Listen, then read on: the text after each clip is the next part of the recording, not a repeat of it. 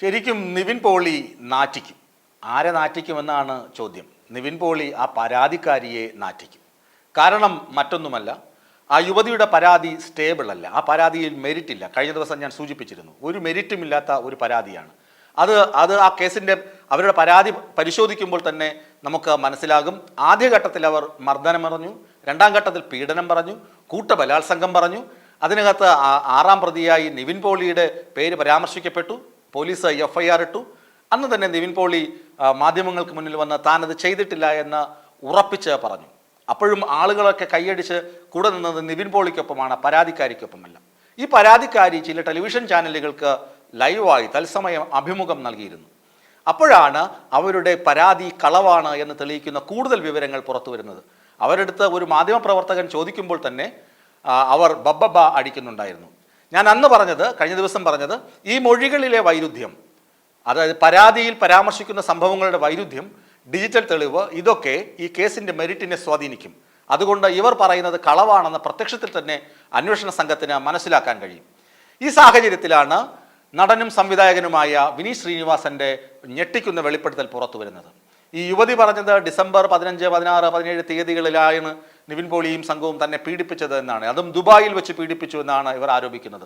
ഈ ദമ്പതികളെക്കുറിച്ച് നല്ല വാർത്തകളൊന്നുമല്ല മുമ്പുണ്ടായിട്ടുള്ളത്. ഇവർ ഹണി ട്രാപ്പ് ചെയ്യാൻ കഞ്ചാവുമായി നടക്കുന്ന ആളുകളാണ് എന്ന തരത്തിൽ വാർത്തകൾ വന്നിട്ടുണ്ട്. പോലീസിൽ പരാതിയുമൊക്കെ നിലനിൽക്കുന്നുണ്ടായിരുന്നു.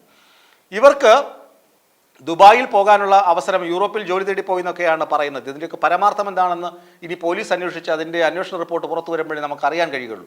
അതുവരെ ഇപ്പോൾ ഈ പുകമറയ്ക്കകത്ത് നിൽക്കാൻ മാത്രമേ കഴിയുകയുള്ളൂ. കാരണം ഒരു യുവതിയെക്കുറിച്ച് നമുക്ക് പറയുന്നതിൽ പരിമിതിയുണ്ട്. വിനീത് ശ്രീനിവാസന്റെ വെളിപ്പെടുത്തൽ വന്നു, ആ ഹോട്ടൽ ബില്ല് വന്നു.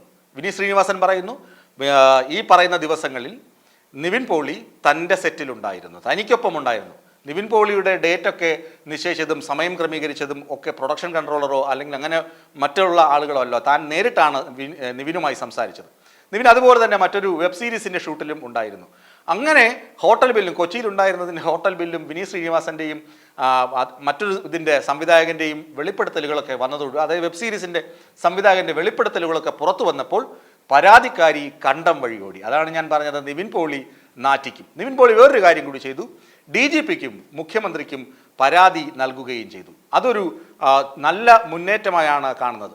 ചില ആളുകൾ പറയുന്നുണ്ട് നിവിൻ പോളി അന്ന് മാധ്യമങ്ങളുടെ മുന്നിൽ വന്നത് വീഴ്ചയായിപ്പോയി, തെറ്റായിപ്പോയി എന്നൊക്കെ ചിലർ ഇതിനെ വ്യാഖ്യാനിക്കുന്നവരുണ്ട്.